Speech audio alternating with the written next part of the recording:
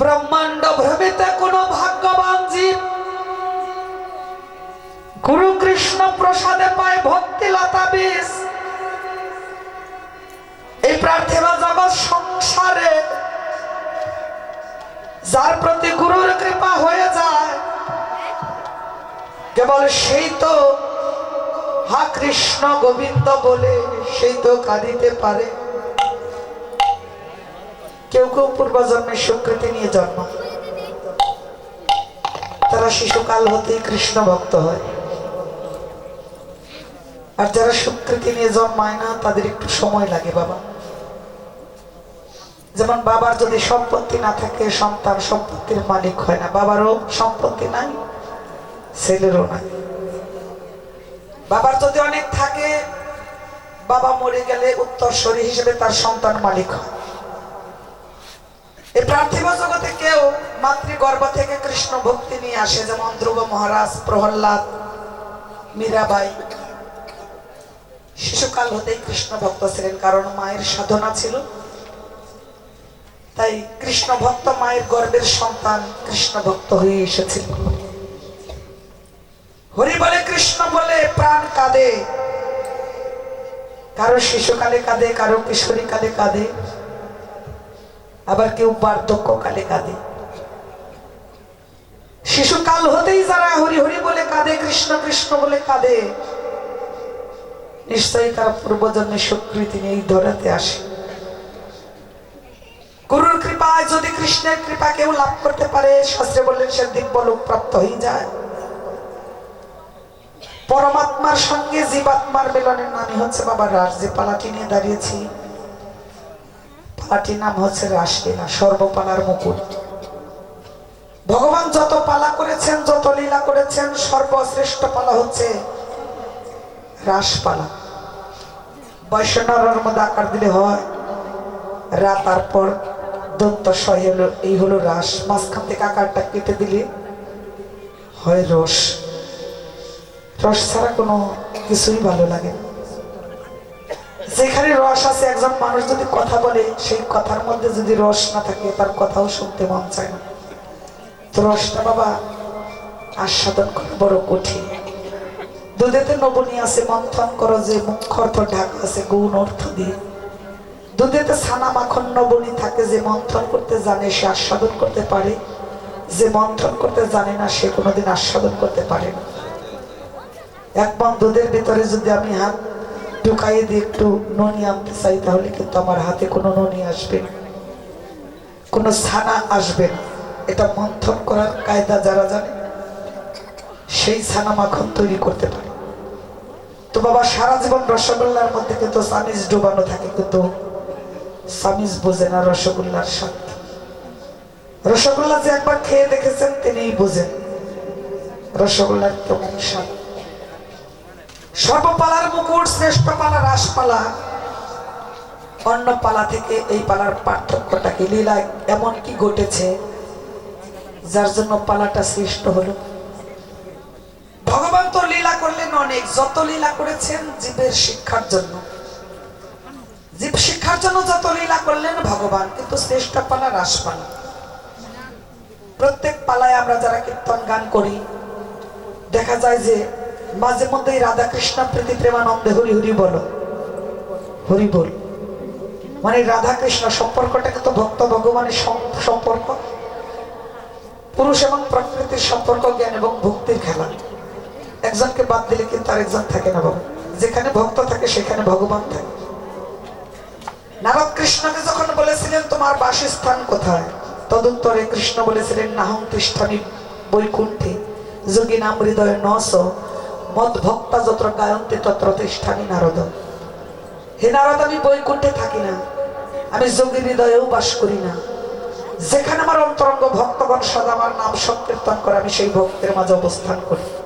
তার মানে ভগবান ভক্তের কাছেই থাকে, ভক্তের কাছেই অবস্থান করেন সদা সর্বক্ষণ। তো প্রত্যেক পালাতে যখন আমরা রাধা কৃষ্ণের নামে ধ্বনি করি, রাধা কৃষ্ণের যখন যুগল হয় এতে কারো মন খারাপ হয় না? হয় কারো মন খারাপ? এই পার্থিব জগতে দেখবেন কোন মানে নারী পুরুষের যদি মিলন হয়, যেমন স্বামী স্ত্রীর বন্ধনে যৌবনে যখন আমরা আবদ্ধ হই, কেউ কেউ আমরা একজন আরেকজনকে দেখে হিংসা করি। হয়তো মেয়ে মানুষ আরেকজন মেয়ে মানুষ ভালো স্বামী পেলে মনে মনে হিংসা করে, ওর স্বামীটা কত দেখতে সুন্দর। আবার পুরুষের বেলায় তদ্রূপ, একজন ভালো সহধর্মিনী পেলে, স্ত্রী পেলে মনে মনে ভাবে প্রকাশ না করলেও ওর সহধর্মিনীটা কত সুন্দর দেখতে, আমি কেন পেলাম না। আমরা জীবনে যা পেয়েছি আমাদের কর্মের ফল অনুযায়ী পেয়েছি। যেমন কর্ম তেমন ফল। আমরা যে যেমন কর্ম করেছি, ফল না চাইলেও আমরা তা ভগবানের কাছ থেকে পেয়ে যাব। তো এই যে রাধা কৃষ্ণের মিলন হলে কেউ মন খারাপ করে না, কেউ দুঃখ করে না, বরং সবাই উলুধ্বনি আর হরিধ্বনি করে। ধ্বনি করলে উলুধ্বনি হরিধ্বনি করে। দেখেন, প্রত্যেক পালাতে রাধা কৃষ্ণের মিলন হয়েছে, কিন্তু প্রত্যেক লীলাতে কিন্তু সবাই ভগবানকে প্রতিরূপে লাভ করতে পারেনি। কোন জায়গায় পেয়েছিল? একমাত্র রাসলীলাতে কৃষ্ণকে প্রত্যেক গোপী পেয়েছিল প্রতিরূপে। প্রত্যেক গোপী, রাধারানীর পাশে যে কৃষ্ণ ছিল, ললিতা, বিশাখা, চিত্রা, চম্পকলতা, ইন্দুলেখা, সুদেবী, রঙ্গদেবী, যারা যারা ছিল সবাই কিন্তু কৃষ্ণকে প্রতিরূপে পেয়েছিল। তাদের মনের আশা পূর্ণ হয়েছিল, তাই তো আমাদের শোনা কথা। আর সেটার উপর আমরা বিশ্বাস করে কিন্তু এখানে বসে আছি। 1600 গোপিনীর সঙ্গে একসঙ্গে লীলা করলেন। 1600 গোপিনী, তখন 1600 কৃষ্ণই হয়েছিল, তাই না? যতই কৃষ্ণ, যতই বিম্বা, ততই কৃষ্ণ। তাহলে কৃষ্ণ তিনি একাধিক হতে পারেন। যে কোনো সময় যে কোনো ভাবে ভক্তের মনের বাসনা তিনি পূর্ণ করতে পারেন। তাই প্রত্যেক গোপী কৃষ্ণকে প্রতিরূপে পেয়েছিল, অন্য কোনো লীলাতে যা হয়নি। এটা রাশি হয়েছিল। এই হলো একটা কারণ।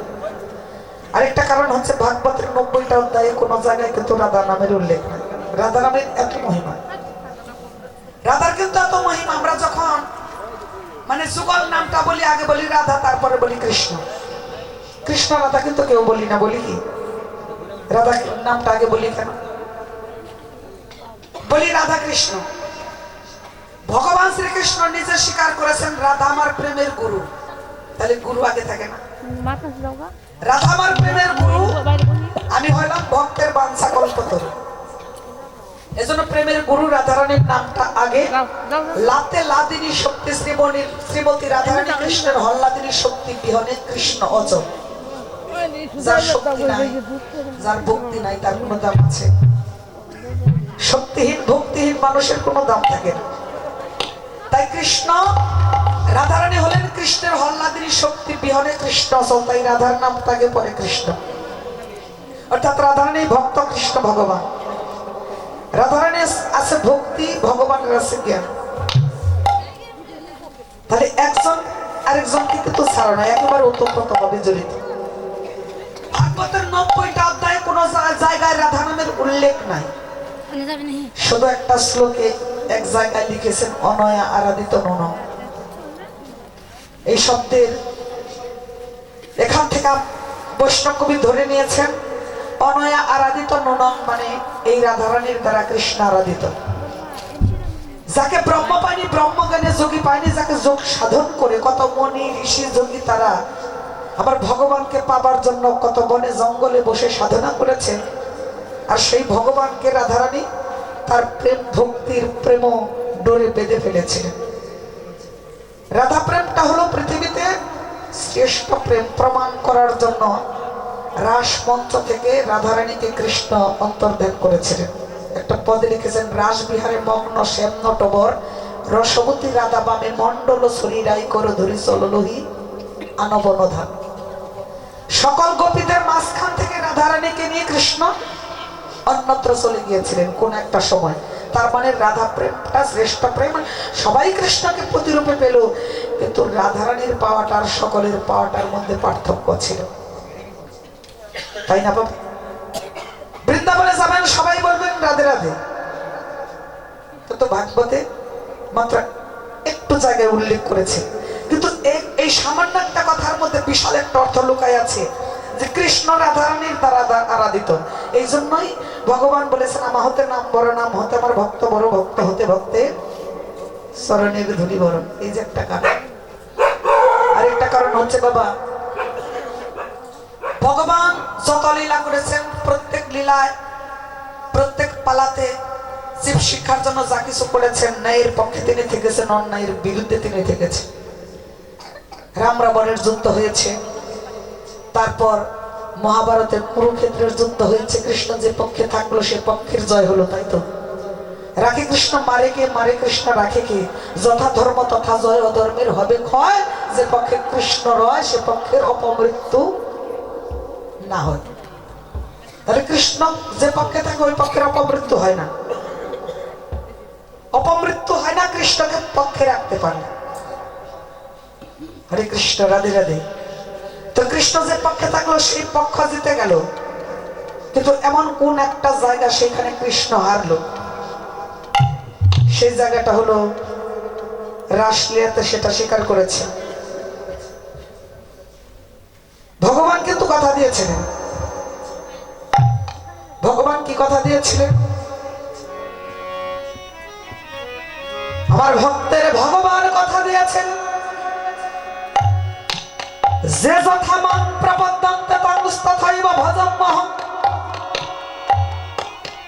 মম বর্তানুবর্তন্তে মনুষ্য পার্থ সর্বস্ব। যে ভক্ত যেভাবে আমারে ভালোবাসে আমি সেইভাবে আমার ভক্তের ভালোবাসার প্রতিদান আমি দিয়ে থাকি। ভগবানের কাছে ভক্ত যা চায় তাই ভগবান ভক্তকে দিয়ে থাকে। শুধু রাসলীলাতে ভগবান শ্রীকৃষ্ণ দুটি নয়ন জল ছেড়ে দিয়ে ব্রজগোপীর কাছে আত্মসমর্পণ করে বলেছিল, হে ব্রজগোপীগণ, আমি কথা দিয়েছিলাম আমি প্রত্যেকের ভালোবাসার প্রতিদান দেব। তোমরা যে গৃহ ধর্ম জলাঞ্জলি দিয়ে তোমরা যে আমাকে ভালোবেসেছ, আমি ভগবান কথা দিয়েও তোমাদের ভালোবাসার প্রতিদান দিতে পারলাম না। আমি তোমাদের প্রেম ভালোবাসার কাছে আমি ভগবান জনমের মতো আমি ভগবান হেরে গেলাম। আমার ভক্তের ভগবান ভক্তের কাছে হেরে গেল। তাই জগতে ভগবানের কৃপা হোক বা না হোক, যদি কোনো ভাগ্যবান ভাগ্যবতীর প্রতি ভক্তের কৃপা হয়ে যায়, এই ভক্তের কৃপা হলে ভগবানের কৃপা হতে আর যে সময় লাগে, লাগে না রে। হে সাধুগুরু বৈষ্ণব বৈষ্ণবীগণ, আমার এই হৃদয়ে প্রেম নাই, ভক্তি নাই, ভালোবাসা নাই। তাই তোমাদের মতো সাধুগুরু বৈষ্ণব বৈষ্ণবীর দ্বারে এই কৃষ্ণ প্রেম ভক্তি পাবার আসে আমি তোমাদের মতো ভক্তের দ্বারে দ্বারে আমি ঘুরে বেড়াই।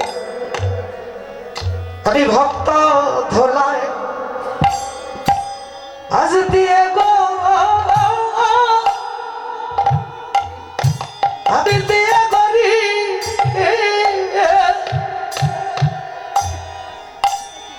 আমি কোরাই এলাম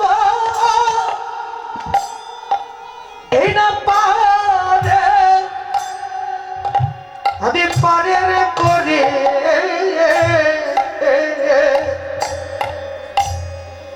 আমি এমন ভক্ত ধলায় ওরে দিয়ে বলি রে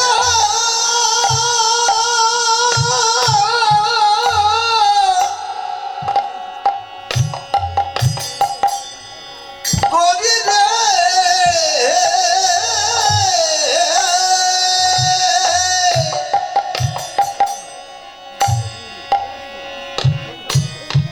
আলামে কোরায় না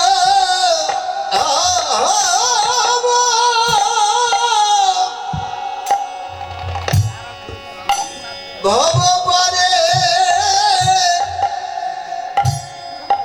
ভব পারের গো ও আমি আমার মুখে বলবো, আমি বলবো হরি হরি, আমি আমার মুখে বলবো বলবো হরি হরি রে। আমি সদাইব সদাইব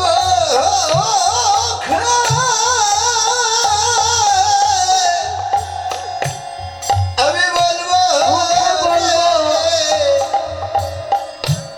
বলবো হরে হরে,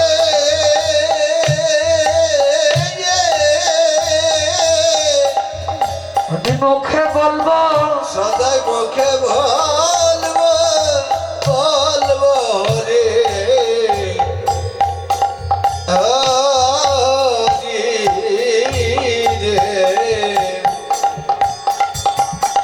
আমি ভবপারের সম্বল, আমি সম্বল করে, আমি সম্বল করে লাভ রে। আমি আমি আমার পারের সম্বল আমি আমি ভগবানের সম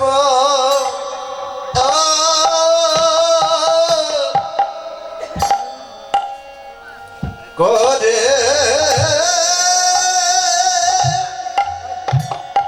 আমি করে আমি করে না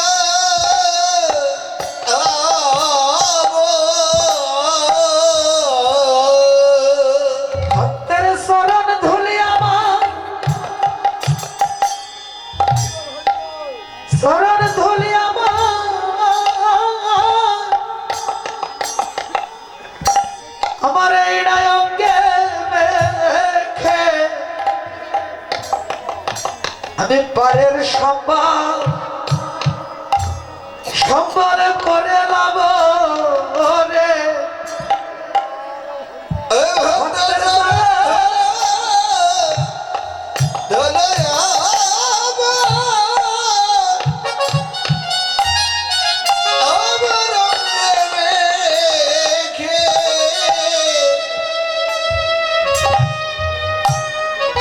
আমি ভগবানের সময়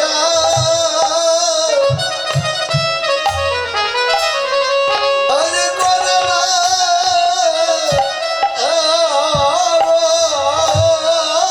ভক্তের চরণ ধুলি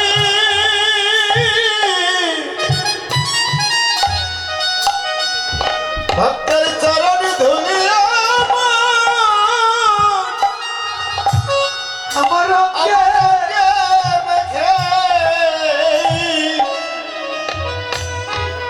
আমি ভগবানের সম্বল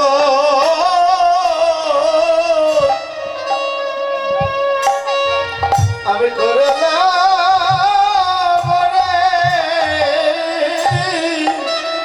তোমরা দাও দাও ভক্ত আমার, তোমাদের শরণে শরণের ধুলি রে।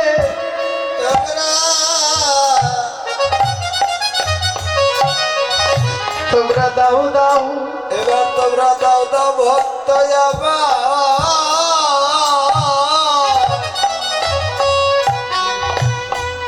তোমাদের চরণ ধলি তোমরা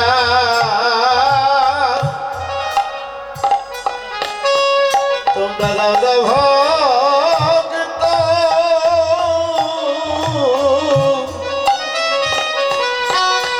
তোমাদের চরণের ধরে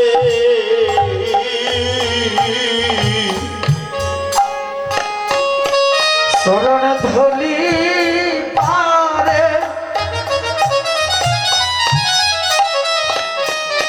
আমি পারের সম্বল করি। তোমরা দাও দাও ভক্ত আমার, তোমাদের শরণের ধলি। এবার চরণ ধরে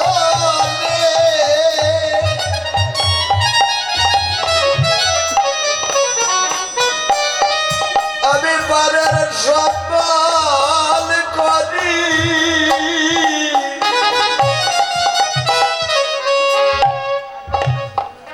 এবার তোমরা দাও দাও ভক্ত আমায় তোমাদের চরণ ধনি আমার আর ভাগ্যে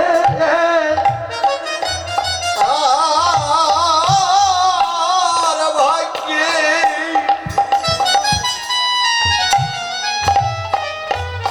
আমার ভাগ্যে হয় কি না হয় এবার তোমরা দাও দাও ভগত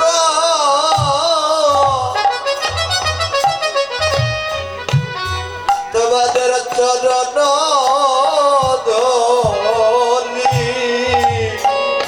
আমরা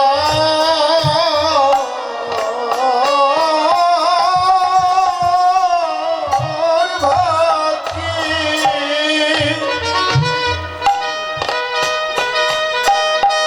আমার হয় কি না হয়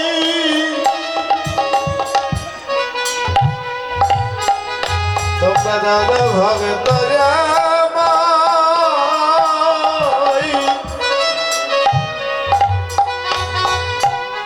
চরণে ধুলি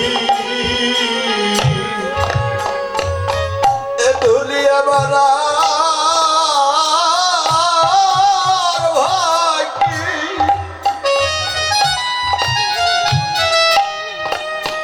আমার ভাগ্যে হয় কি না হয়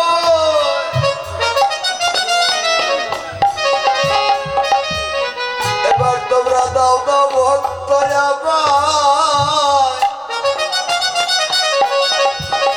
তোমাদের চরণ ধনি শরণ ধনি পারে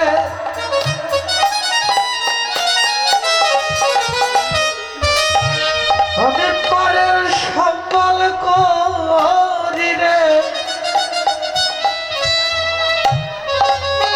তোমরা দাও দাও ভক্ত আমার তোমাদের শরণ ধুলি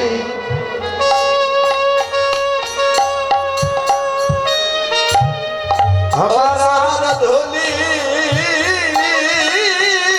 পারে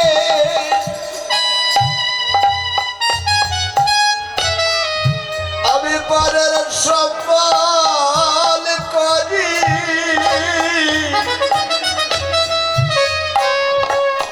এবার তোমরা দাও দাও ভক্ত আমার তোমাদের চরণ ধনি চরণ ধুলি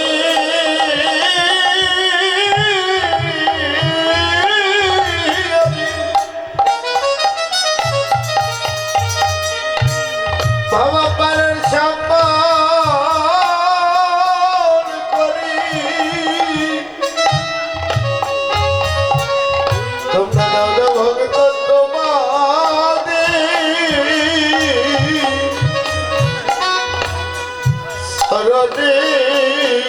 ধুলি এবার তোমরা কৃপা করো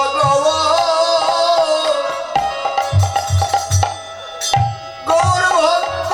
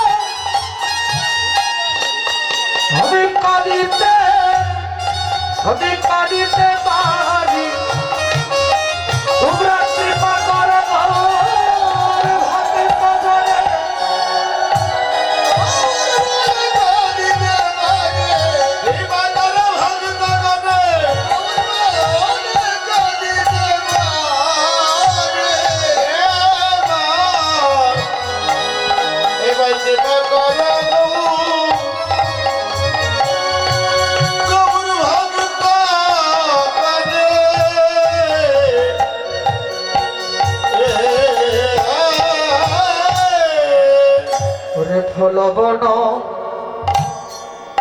দেখে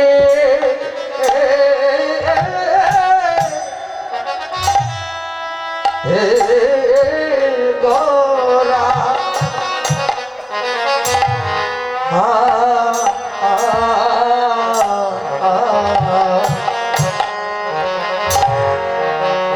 এবার ভালোবাসা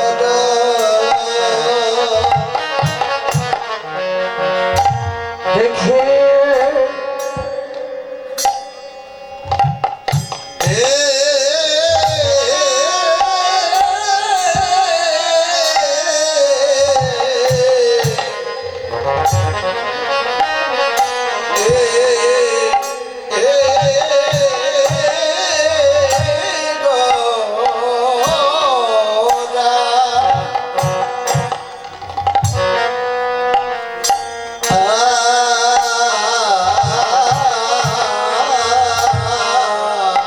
বৃন্দাবনে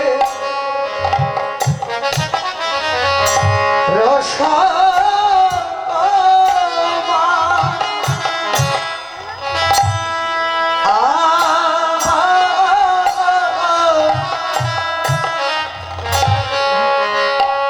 সমান রে দেখে বৃন্দাবনে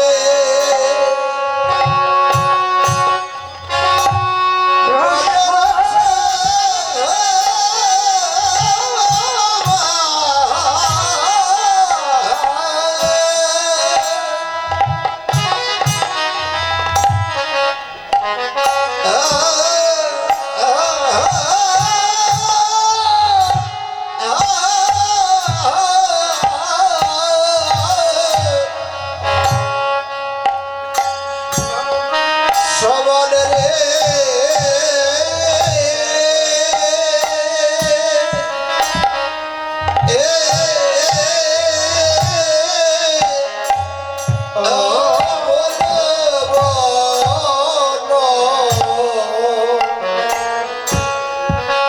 দেখি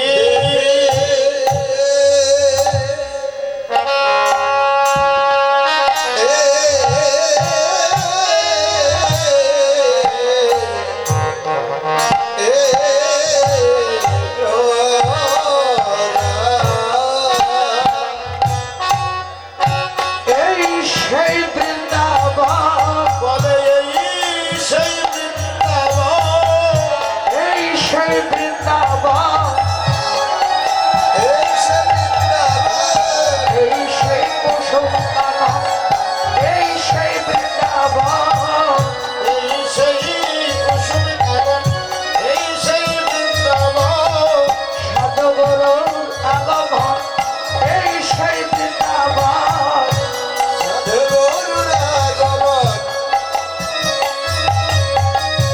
এই সেই বৃন্দাবন সহস্র অনুগতি গণ অনুমা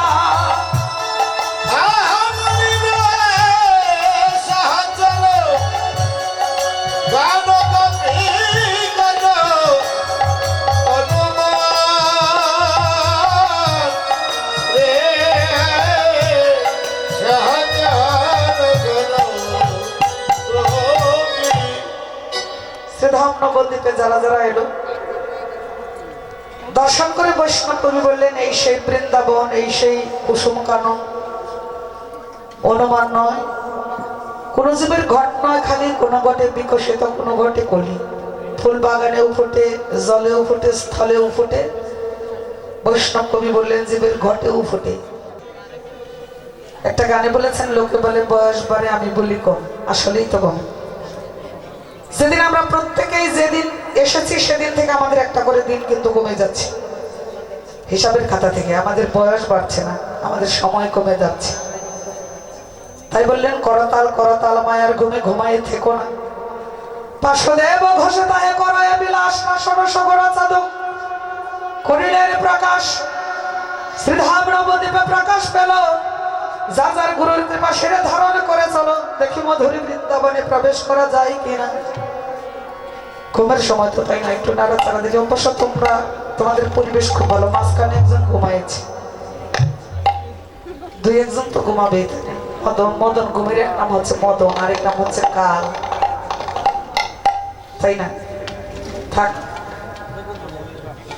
ডুলু ডুলু চোখে কীর্তন শোনার থেকে ঘুম পাড়াই ভালো। বৃন্দাবনে নিয়ে এলো পরে তো যাই হোক, মাঝে মধ্যে একটু নাড়াচাড়া দিতে হয়, এক্সারসাইজ করতে হয়।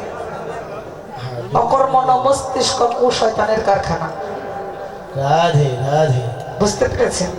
রাধে।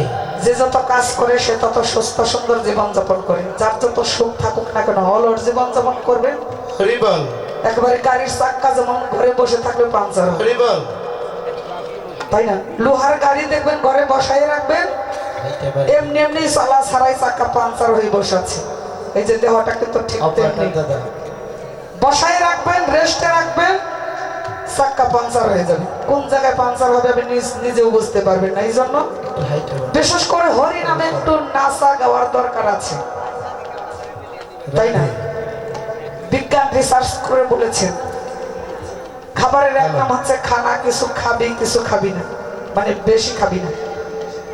বেশি বেশি খেলে তাহলে কি হবে? খুব ভালো থাকে নাকি ওই মানুষটা? মাঝে মধ্যে একাদশী করবেন, পারলে মাসে 2 বার একাদশী করবেন, যারা পারেন করবেন, তাই না? আপনারা একাদশী করবেন, আপনাদের শরীর ভালো থাকবে। ব্রত পালন করলে দেহ ভালো থাকে, এটা বিজ্ঞান রিসার্চ করে বলেছেন। ধর্ম এবং বিজ্ঞান কিন্তু ওতপ্রোতভাবে জড়িত। বিজ্ঞান কিন্তু ধর্মকে বাদ দিয়ে নয়, তাই না?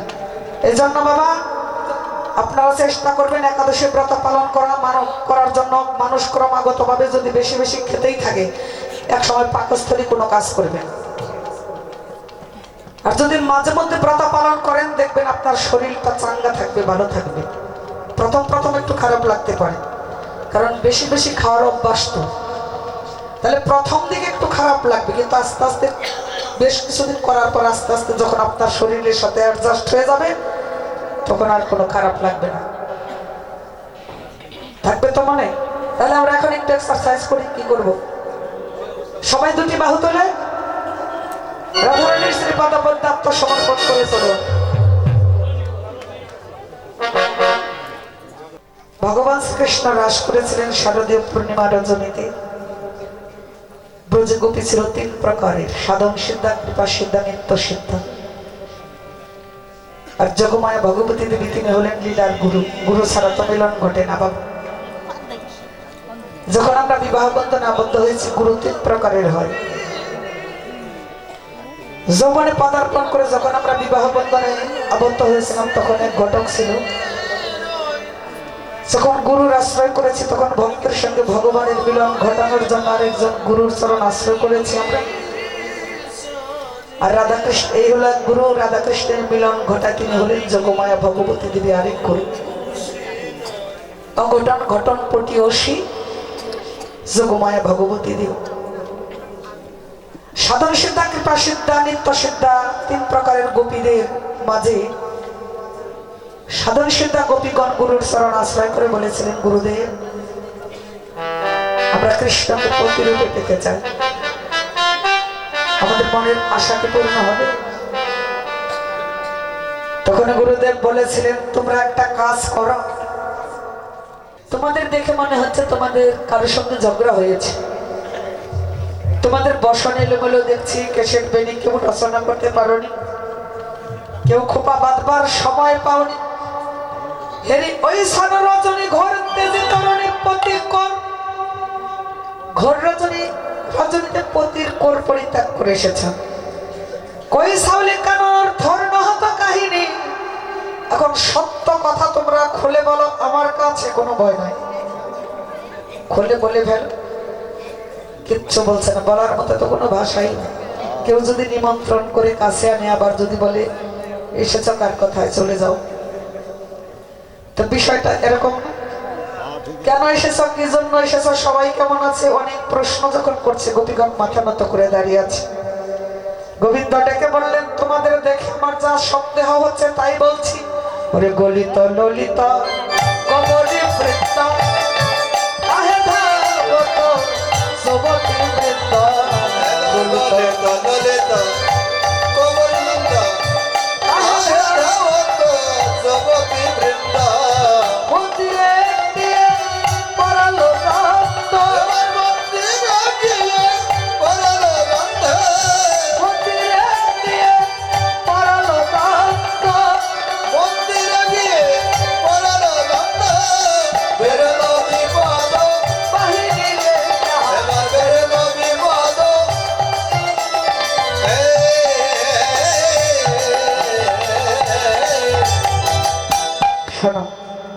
গলিত ললিত কবরী বৃন্দ, কবরী মানে খোপা।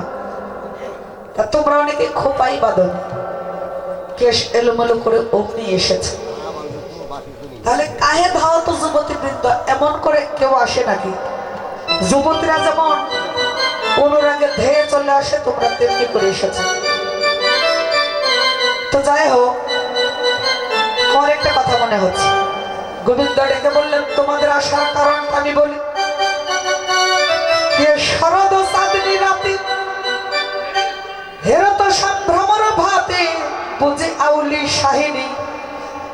আমার মনে হচ্ছে আজকে শারদীয় পূর্ণিমা রজনী। তো এই রজনীতে কালো সম্ভ্রমর খেলা করছে এই কারণে। তোমরা বুঝি সেই কালো সম্ভ্রমরকেই ধরতে এসেছ?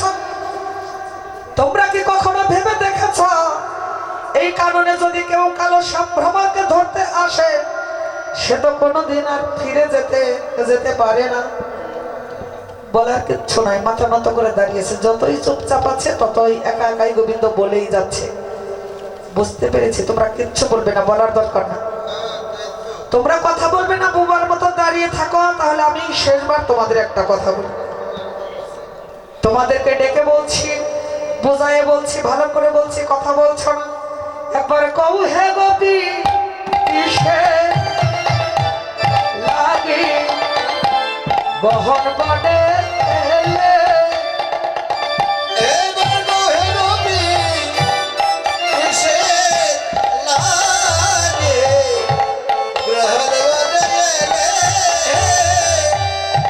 ফিরে যাও ঘরে, ফিরে পতি সেবা করে পতি কিসে লাগে বহন বনে এলে?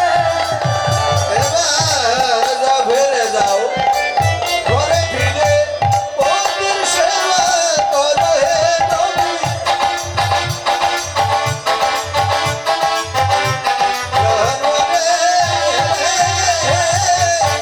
সতী নারীর পতি যেমন পর্বতেরই সুনারে পতি লাগে বহন বনে এলে। সত্যিকারী পতি জরা পর্বতের চূড়া হে নবী।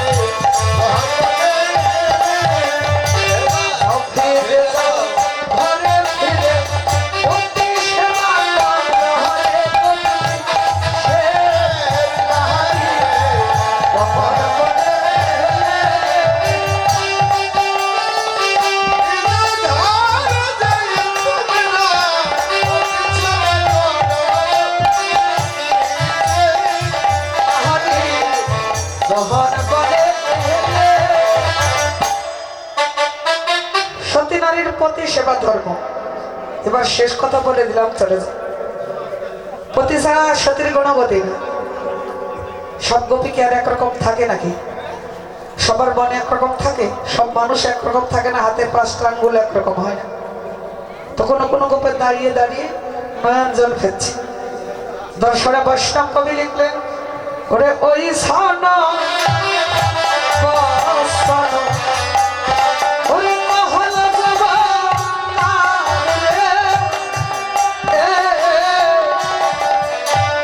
এবার ওই সানা বাসনা ওহলো জমকারে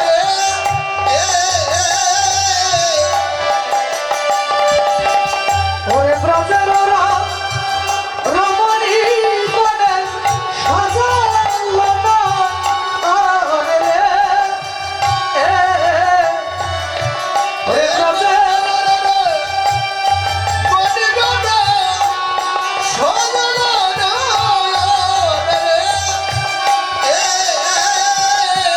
ওরে ওই সোনা বাসনা মহল জমকারে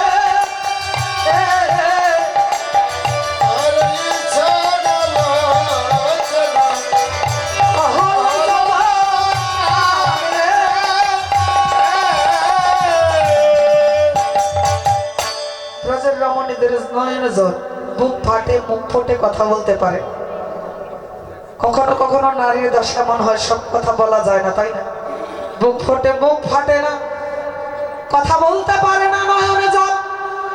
টুটাল সবাহ মনোরথ করণীয় মনতাননে নখে লিখু ধরণী।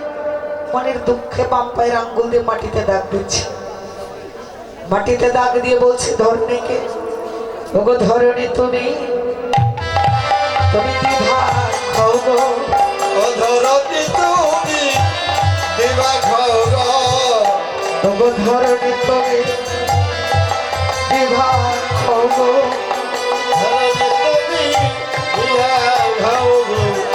বলি আমরা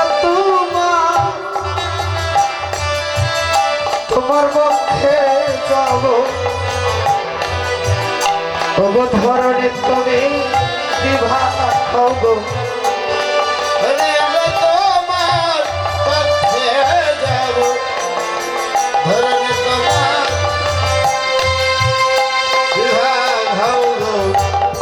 আমরা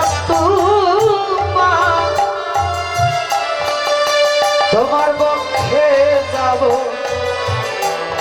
ধরণী তুমি দিভা খাও গো।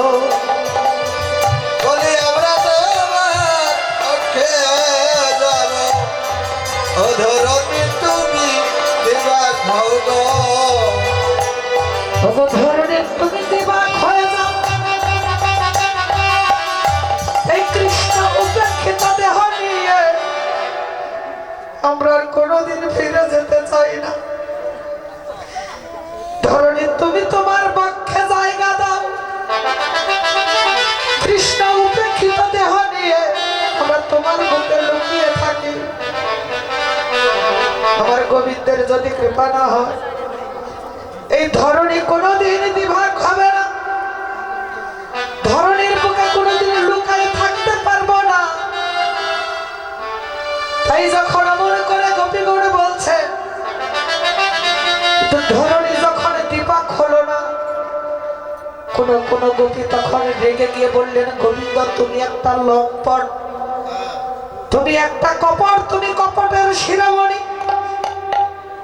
তুমি তোমার কুলনাশা বাঁশি বাজে তুমি ডেকে এনেছ, আবার এখন কিনা বলছো ফিরে যাও পতির কাছে।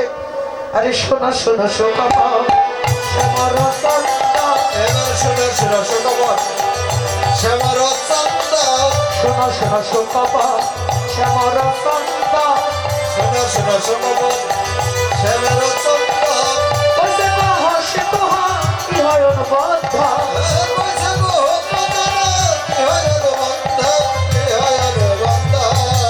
তোমার ধর্মে প্রীতি হে ওহে বান্ধা,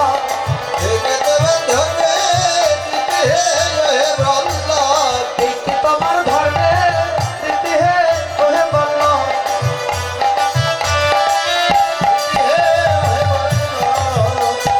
আগে ইহা জানি না যে তোমার ধর্মে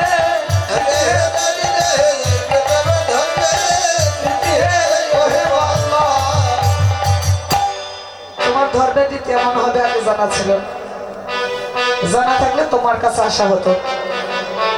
তবে তুমি এমন করবে তাহলে হাতের ওই কলনাশাবাসী যে বাসী যোগের যোগ ভাঙে, যে বাসী সতীকে পতি ছাড়া করে, যে বাসীর সুর শুনলে যমুনার জল উজান বয়ে যায়, তুমি সেই বাসী কেন বাজিয়েছ? তুমি আগে বলো। আরে ভাঙ্গলি কৌলসী মুরলি কোষালে, এবার ভাঙলো কলসি মরলে কষালে, তারি গণ জন কেসে ধরি আনে। এবার কি করি গানা জানো কেসে ধরে আনে, কেসে ধরে আনে। তুমি বলো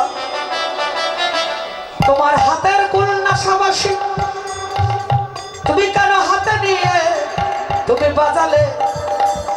তুমি খুলে বলো তোমার কথা। বাঁশি বাজালে বাজালে বাজালে কেন? ওই বাঁশি বাজালে বাজালে বাজালে কেনে, বাজালে বাজালে কাছে টানলে কেন? বাজালে বাজালে বাঁশি বাজালে কেন? ওই বাঁশি বাজালে বাজালে কাছে টানলে কেনে, বাজালে বাজালে বাজালে কেনে। হাত করে কি এসেছি গো, এবার সাথ করে কি এসেছি গো, তুমি বাঁশি না বাজাইলে। সাত করে কি এসেছি গো, বান্ধব তুমি বাঁশি না বাজালে, সাথ করে কি এসেছি গো।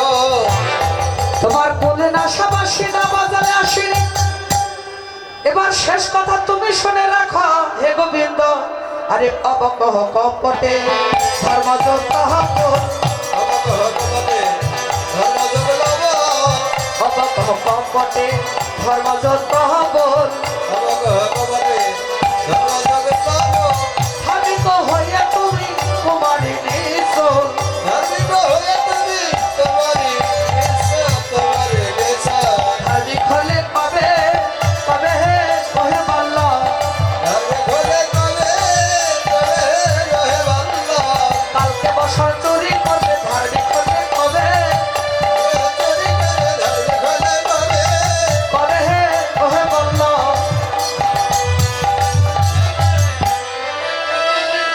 তুমি তো নারীর বসন চুরি করেছ, বকাসুরকে মেরেছ, নিজের মামা কংসকে বধ করেছ।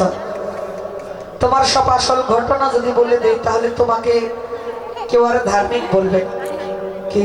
ভগবান যা করে আবার মঙ্গলের জন্যই করে, বলি না কথাটা? যা কিছু করে ভগবান যা করে সব মঙ্গলের জন্য করে। তাহলে ভগবান অনন্ত কোটি বিশ্ব ব্রহ্মাণ্ডে যা কিছু করলেন সব যদি মঙ্গলের জন্যই করলেন, তাহলে তাকে কপট বলে লম্পট বলে কোনো লাভ হলো না। আমরা বিশ্বপিতা ভগবান, আমরা সবাই তার সন্তান। সন্তান বাবার সঙ্গে যে আচরণ করে, বাবা কিন্তু সন্তানের প্রতি কিন্তু ততটুকুন করে। বাবা মার থেকে আমরা অনেক বেশি খারাপ আচরণ বাবা মায়ের সঙ্গে করি। বিশ্বপিতা ভগবানের সঙ্গে তদ্রূপ। আমরা বিশ্বপিতা ভগবানের সঙ্গে যতই রাগ করি না কেন, যতই তাকে দোষারোপ করি না কেন,